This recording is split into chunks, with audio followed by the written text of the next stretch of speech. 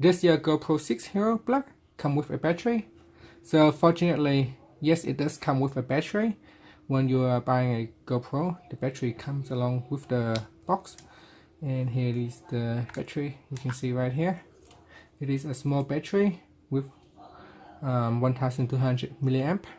So it is smaller than the iPhone 5 batteries. It is very small, very light, and the battery can let you use for around 60 to 90 minutes depending on the video frame rate that you choose. It can go around 17 minutes once it is full charge.